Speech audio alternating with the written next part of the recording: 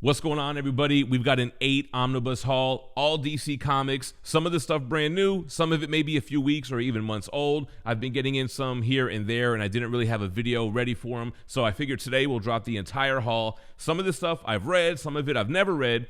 The first one I actually started reading, and I'm about halfway through. It's Aquaman by Peter David. This is my first time reading this material. I had heard that it was Peter David's recreation of the character, who, funny enough, and we can probably talk about it in the intro, the way folks saw Aquaman via like the Super Friends cartoon is how they looked at him. So this was a redefining era for the character. But I feel like that's mostly for comic fans. Like, it wasn't until Jason Momoa, his Aquaman, which is obviously inspired by this creation, would let moviegoers know that there could be a cooler, darker, kind of grittier version of Aquaman. So this is where it comes from Peter David. So here's the back. It collects the Aquaman Time and Tide issues 1 through 4. So Peter David comes on and does a mini series reestablishing the origins, giving us this newer take on Aquaman. Then he comes in for his own run, issues 0 through 49. There is a issue 1 million. You have the 4 annuals. Then you have the Aqualad spinoff, the 4-issue Tempest miniseries. Then you have a story from Showcase 96, issue 1. Big boy price on this big boy book as well, $150. You can get it discounted from organicpricebooks.com. Not only do they have great packaging and fast shipping, you can pre-order items and you can save $2 on every order by using code GemMint at checkout. If you're overseas, you can have free shipping, no taxes or import fees if you're within the EU over at Comics Bugle. They also ship quickly and use packaging made from recyclable material. You can save $5 off your first order by using code GemMint at checkout. On the inside of the dust jacket, we just have an image of Aquaman giving out some sonar communication, and then Peter David's biography. I like the graphic design on the omnibus too. It's like an old leather-bound kind of relic of a book that you would find at sea. So it's pretty cool how they did that with the aesthetic, the Aquaman logo, the DC logo as well. And yeah, this is a big boy omnibus. It wasn't that difficult to read though. Yeah, I mean, it's a little bit tight when you open up to some black cover pages. Some beautiful artwork of this new re-envisioned version of Aquaman. Here's some credits. You have more credits, the table of contents. They did good on the table of contents here.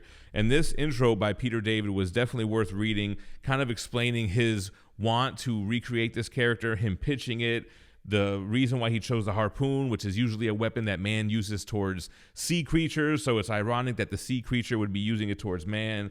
And the depiction of Aquaman from a comic fan point of view and wanting to make him cool. And again, similar to how Jason Momoa did that for the movies, I would say. So like I said, Aquaman, Time and Tide. He teams up with Kirk Jarvinen, who will only do the artwork on the first 4 issues, or this 4-issue miniseries. So you're kind of learning of these new origins of Aquaman being raised by Dolphin, his relationship with the other superheroes, and what causes him to become a recluse.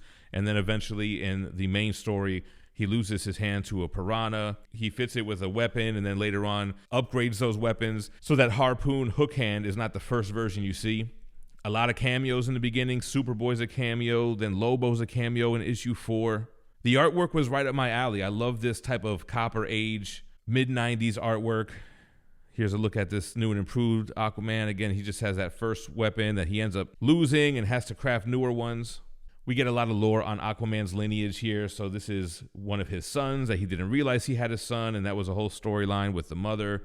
But I read a good chunk of this. The issues feel like they read very fast. Like a lot of times when you have issues that are a little bit on the older end, which is, this is still mid-90s, but it can feel like, man, about 2 to 4 pages too long. These kind of felt like I could have gone for another 2 pages of each issue. They read kind of fast. And I took a break here. Shout out to my guy Nerdy AF for the bookmark. I took a break on the Tempest miniseries that starts here. So I've yet to read this stuff moving forward, but I'm halfway through. Loving the artwork, loving the different direction that Peter David took the character. Looks like we have an interview here on the back and a trade paperback cover here by Kirk Jarvinen and Brad Van Cotta.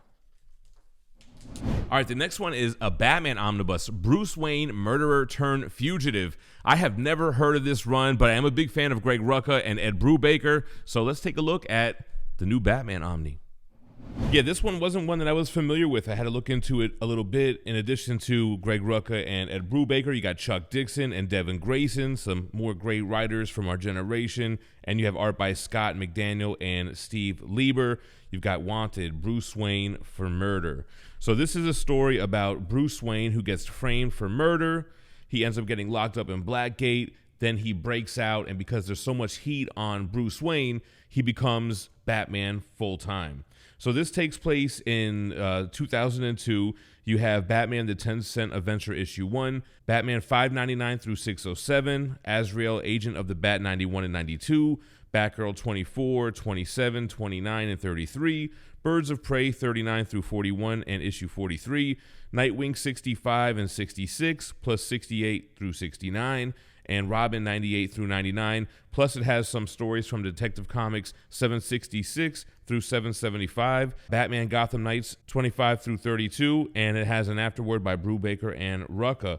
$125 cover price on this, and not much going on the inside of the dust jacket. Every man has his breaking point. So Bruce Wayne, framed for murder. The image on the front of the hardcover is an old school homage to one of those, Detective Comics issues, if I believe. Spine similar to the dust jacket, and then you have Bruce Wayne locked up in Blackgate, where you can just see his face in the shadows. All right, so opening up, got some black cover pages. Here we go again. Batman, Bruce Wayne, murderer turned fugitive. So yeah, first he is framed for murder and then breaks out, becomes a fugitive. Here's the table of contents.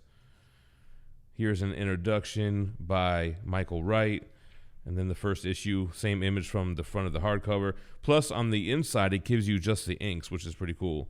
So it starts off with Greg Rucka, A Fool's Errand, and then it goes through Ed Brubaker and Chuck Dixon and all the other guys as you move on throughout the different titles. But yeah, this one was not one that was on my radar. I like the kind of crime detective stuff. I read Gotham Central. I read Criminal from Brubaker, a bunch of the Cap stuff. So I like their kind of Law and Order-esque comic book issues that feel like they're detective shows. So the art style is early 2000s. You've got some bold lines, modern art here. So with Bruce locked up, you have the rest of the Bat family that's got to pick up the pieces. And then once he's out on the run, once he becomes the Dark Knight full-time, it kind of drives a further wedge between the Bat family.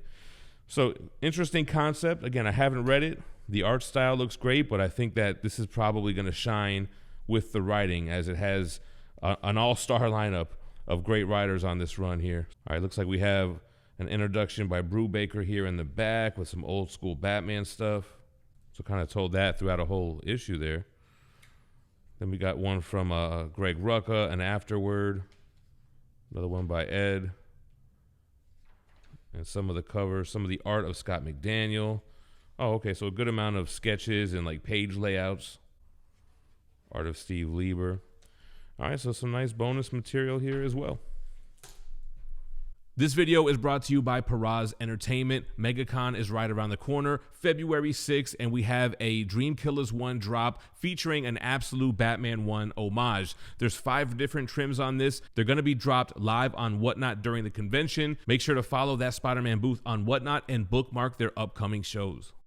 All right, next up is one that I've been waiting on. I was actually surprised we didn't already have a Deathstroke, the Terminator Omnibus by Marv Wolfman. I know they had the trade paperbacks back in the day, but this is a fan favorite. We got to take a look at this one.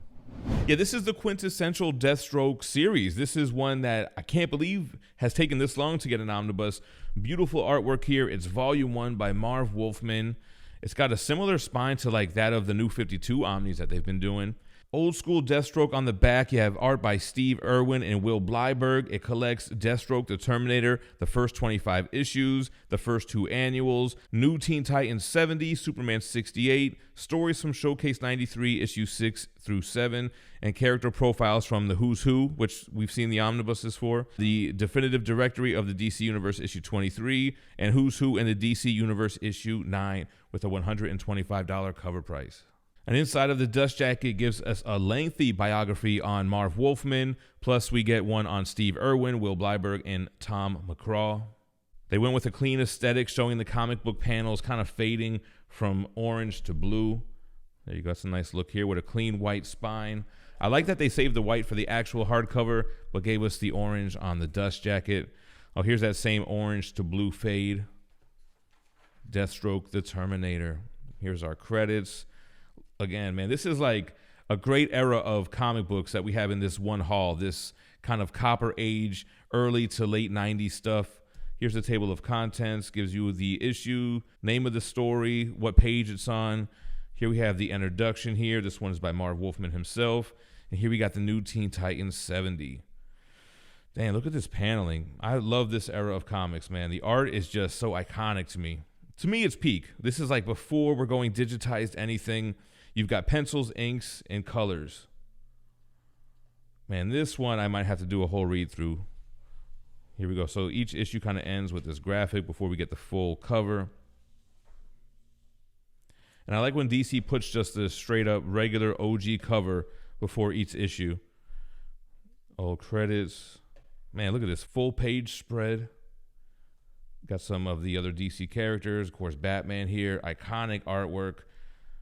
Love this character. First solo series. I always love when they used to do this. A lot of Spider-Man would as well, kind of showing the motion and the movement. Very cool to finally get this stuff collected in hardcover. The trade paperback I had years ago. But, man, we'll definitely do a Deathstroke Omnibus read-through. I want to check out the Christopher Priest one as well, which I have. So anything in the back here? Yeah, from the Who's Who stuff, so like the encyclopedia kind of stuff. Oh, original art for issue 2. Very nice. Cool, the back with the orange. Dope. Next up, we got the Green Lantern Corps Volume 2, Peter J. Tomasi, Patrick Gleason. Let's take a look at it. All right, so when it comes to Green Lantern, I read the 3 Jeff Johns Omnis, and I read Brightest Day. Blackest Night, I never got to read that omnibus because I read the main story within the Green Lantern Omnis, even though I know it has tie-ins and does double dip with Volume 2 of Green Lantern Corps here. So here's what the spines look like together. It's the same image, just the words are different. You have Volume 1 and Volume 2. Although we don't get Jeff Johns in Volume 2, it has a couple of other creators like Fernando Passarin, Doug Mankey, and Scott Hanna. All right, so here are the back of the Omnis. So looking at Volume 1, it collects the Green Lantern Corps Recharge 1 through 5, Green Lantern Corps 1 through 3, and then 7 through 38, Green Lantern 21 through 25, Sinestro Corps Special 1, and stories from Showcase 95, issues 7 through 8, plus Blackest Night, Tales of the Corps 1 through 3, and Untold Tales of Blackest Night 1. Volume 1 had a $150 cover price. Same with Volume 2, which collects Green Lantern Corps 39 through 47, which is what is collected in the Blackest Night Omnibus. Plus it has issues 59 and 60. You have the new 52 run, issues 0 through 20. You have Emerald Warriors 1 through 13, Blackest Night 8, Green Lantern 65 through 67. You have Green Lantern from that new 52 run, 17 and 20, Green Lantern Corps Annual 1, and a story from Untold Tales of the Blackest Night 1, as well as Green Lantern 80th Anniversary 100-page Spectacular Issue 1. The inside of the dust jacket is just here for a biography on all of the creators that contributed to this omnibus. And we do have kind of a wraparound cover here. It's split up by the spine, but you have the Sinestro Corps here on the front, and then on the back you have the Green Lantern Corps. So pretty cool for a wraparound. All right, this is another big boy omnibus. We open up to some black cover pages, the Green Lantern Corps cover page. All right, some more credits, table of contents. Opening up to the Blackest Night. So, man, one of my favorites, Joe Jusko doing the Green Lantern Corps, black rings everywhere. So loved Blackest Night. Obviously, that was a fan favorite event, kind of DC's version of doing a zombie story, but introducing not only the Black Lanterns, but the entire emotional spectrum of color, which got us the red lanterns and the indigo and all the other different colors. So I can't really say much about this. It looks just like what you would expect out of a modern Green Lantern omnibus, all the colors, all the different lantern corps, flying through space, still dealing with the zombies and the Anti-Monitor. Haven't started Volume 1, but Volume 2 does complete the entire run. So with these volumes, that's all you'll need for Green Lantern Corps. But very flashy, very bright, a lot of constructs and a lot of flying, intergalactic police corps protecting our universe. So here we go, Kilowog, you got some John Stewart, Guy Gardner. I'm a fan of the Green Lantern stuff. Gotta find the time to check out Green Lantern Corps. Modern artwork. You kind of know what you're getting yourself into when it comes to this. A little bit more focused on the other lanterns besides just Hal. Kyle Rayner with the White Lantern. I enjoyed the Brightest Day stuff too with Swamp Thing. But cool to have this collected. It looks like we have some big Virgin covers for the color gallery. Here's what they used for the wraparound cover on the hardcover. This one's cool too, connecting covers. Art of Patrick Gleason. Big fan of Patrick Gleason stuff. Some sketches. So pretty cool to see the bonus material. Looks like we have a script here by Peter J. Tomasi in the back. And that's your Green Lantern Corps Volume 2. When the Garth Ennis Omnibus was announced, I thought we were never going to get this. This is the Hellblazer by Jamie Delano, starting at the beginning with Hellblazer. Yeah, so in Hellblazer by Garth Ennis, when this omnibus came out, I was a little bit discouraged because I wanted to start reading Hellblazer a little bit before this. I was doing a lot of DC Vertigo stuff and reading more of these more adult-themed comics, less superhero-like. Anyway, I wanted to start from the beginning. This one comes out collecting issues 41 through 50 and then scatters here and about just when Garth Ennis was on the title. But then finally, we got the Hellblazer Omnibus by Jamie Delano. This collects the first of a 300 issue run that I started reading via the trade paperbacks. I believe the trades went all the way up to issue 300. This collects issues 1 through 22 of Hellblazer, then John Constantine Hellblazer Annual 1, Swamp Thing 65 through 67, Sandman 3. It also has a brand new forward by famed Hellblazer Arthur Garth Ennis and a brand new introduction by Delano. So this one retails $150. The inside of the dust jacket, like most DC Omnis, just has an image on the left and a biography on Jamie Delano on the bottom right. Got a nice dark image on the front of the hardcover, kind of like a similar vibe to the Aquaman Omnibus, but this one has the images and this kind of gnarly border. Spine looks the same. All right, so let's take a look at it. Got the black cover pages. Got Hellblazer in flames. So this is going to start off with the introductions. Then it has Hellblazer issue 1 from January of 1988 all the way through to the annual from 1989. Here goes the first forward here. This one's by Garth Ennis, and then the second one. And then here we go, Hellblazer issue number 1 from the macabre world of Swamp Thing, 40 pages of sheer terror. So I always loved the DC Vertigo books. I read a good amount of this in the trade paperbacks, introducing us to John Constantine on his exploits, meeting up with people in the wild, the supernatural nature of the whole storyline, the magic, the similar type of storytelling that you get in the Swamp Thing issues, which I loved reading as well. Here we are starting from the beginning. I guess, will we get eventually all 300 issues of Hellblazer collected? How we did 74 here. So you got the front and then just the inks. Hopefully they continue with this. I would be up for a Hellblazer read-through. Love this style of artwork. Storytelling is intriguing with dope characters like John Constantine, of course. All right, so let's see. Do we have any bonus materials in the back? It looks like we do. Some scripts. Has some original art with what looks like some pencils and inks, perhaps. Yeah, here's pencils. Also pretty cool. More scripts. What kind of character and layout designs. Original trade paperback cover. An afterword by Delano and Garth Ennis. All right, next up, you guys. This one is a little bit older. It's been out for some time, but it's the Hitman by Garth Ennis. All right, this is another one that I haven't read, and I'm a big fan of Garth Ennis. Have read both of the Punisher runs, have read The Boys. He's joined by artist John McCrae for the first volume on Hitman. You've got Steve Pugh, Carlos Esquera, and Carla Feeney on here as well. Here you have Green Lantern, you got Batman, you got Etrigan the Demon, and of course you got the Hitman himself, Tommy Monaghan. He kills people for a living. Come on, nobody's perfect. So collecting the first 33 issues of Hitman plus the annual, it has the Demon 42 through 45 as well as 52 through 55, the Demon Annual 2, and a Hitman story from the Batman Chronicles 4. This one had a retail price of $125. The inside of the dust jacket really continues the artwork on the front, which is pretty cool, and then a biography on the creative team. And we got some graphics on the front and back of the hardcover. You've got Tommy here hitting the bottles, got his gun over an open grave. Same spine on the actual hardcover and another image on the back. So I haven't read this one, but I have a feeling I know the whole vibe of this after reading Preacher and all those other ones that I mentioned. You have this hitman who has supernatural powers, and so he doesn't kind of cheat with it. He doesn't go after regular bad guys. He goes after supernatural creatures. So here's the credits. Here's the table of contents, the foreword by John McCrae, and here's the introduction by Garth Ennis.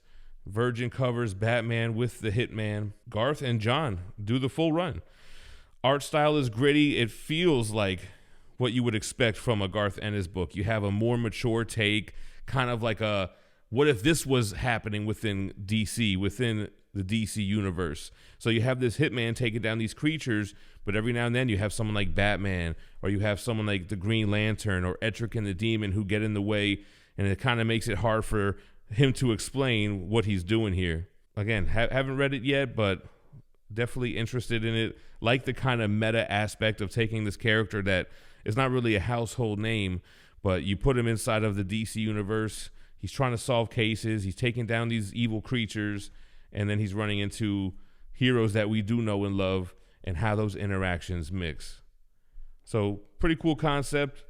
One that I would like to jump into. Here's some of the bonus materials. So you have a Steve Dillon introduction from the 1996 collected edition. Steve Dillon doing the art for the Garth Ennis Preacher and Punisher. So that's pretty cool. Kevin Smith's introduction from Hitman 10,000 Bullets. Yeah, so this was like mid-90s when Hitman came out. So yeah, some script work, some pencils and inks, giving you a behind the scenes on issue 1. So cool stuff for Hitman fans. I'm a Garth Ennis fan. Definitely something that I'd be interested in checking out. All right, the next 2 Omnis I did read and review on the channel. However, Scalped I read in the oversized hardcovers. The entire series, Volume 1, collects the first half of Scalped by Jason Aaron, R.M. Guerrera, and Julia Brusco. This is Volume 1. Like I said, it collects the first half of Scalped. The second omnibus will complete the entire run. Here we have the spine, and those are issues 1 through 29. This retails just $75. You got the artwork on the left flap here and a biography on the creators there, as well as Jock. All right, some more artwork on the actual hardcover. You have the Native Americans. You have the casino on the res. This story takes place on a reservation. Here's the back of the artwork. I read this and I have a video up on it, so I watched some of it to try to get the gist of this because it was a couple years since I read this run. But flipping through this, I don't really remember the story. I just really remember that I liked reading this. It's not a superhero book whatsoever. It basically is like a Brubaker type of crime story, but it takes place, like I said, on an Indian reservation. You have this casino involved. It's kind of like a Sopranos-esque type of drama. Action-packed, gritty art style, as you can see. But I remember the characters being interesting and following the story, like not wanting to stop reading the book. After one issue ends, you're like, dang, I want to keep going and keep on reading this. Yeah, so as you can see, like not a superhero comic book whatsoever. No superpowers. There might have been one kind of small supernatural aspect, but otherwise it was just kind of like a drama, a crime drama, similar to those movies or shows like a Breaking Bad or something like that. Adult themed, but a great story that really had me hooked. I just can't really remember. It's been so long since I read it. All right, so in the back, you get some making of Scalped. We got early pitches by Jason Aaron. Here's the full script of issue 1. That's pretty cool. You have some original artwork in the back. So cool bonuses. I read this one already. I don't know if I would do another read through, maybe when volume 2 comes out so we could read them back to back. It's got an afterword by Brian K. Vaughan. I remember digging it, but I don't really remember reading it. And lastly, we got to end it off with my boy Superman. This is The Exiled and Other Stories. It's the new printing. You may have seen me review this one on the channel a few years back. Super excited to get this back into the collection. I love the pre-Death of Superman stuff. A few years ago, I was doing a Superman omnibus read-through. I want to say this might have been the first one because I wanted to read The Death and Return of Superman once again. That's one of my favorite storylines. It's one of the first that I ever read when I got into like trade paperbacks as a kid. But Superman, The Exile, and Other Stories Omnibus, it's by a lot of the same creators that you would see on Death of Superman: Jerry Ordway, Dan Jurgens, Roger Stern, Kerry Gammill, Superman in Outer Space. Here we have the spine and the back showing what it collects, which is The Adventures of Superman 445 through 460, Superman 23 through 37, Action Comics 643 through 646, and Action Comics Annual 2, $125 cover price. All right, so a little bit of a synopsis on the bottom left of the dust jacket here, and then a biography on the creators on the right. Now, I remember in my review saying that I thought that this should have been the dust jacket, this image of Superman here with the negative space. Looks good. This is the new printing, like I mentioned, opening up to some black cover pages, again with the negative space. The theme of the book is good. Table of contents with some credits. Got an introduction here by Jerry Ordway, and then jumping into Adventures of Superman. So as somebody who grew up reading the Death of Superman, the Doomsday storyline, the Reign of the Supermen, it was so cool to see what took place a little bit before that. What kind of adventures did Superman go on? And what I remember, what was funny about reading this omnibus is that I was reading the weekly comics at the time, and they were doing a War World Superman story that, if I recall, kind of went on a little bit too long. But we get the Superman in War World. That's where he's exiled. I forget the reason why he was banished, if he left because he accidentally hurt a human or something to that nature.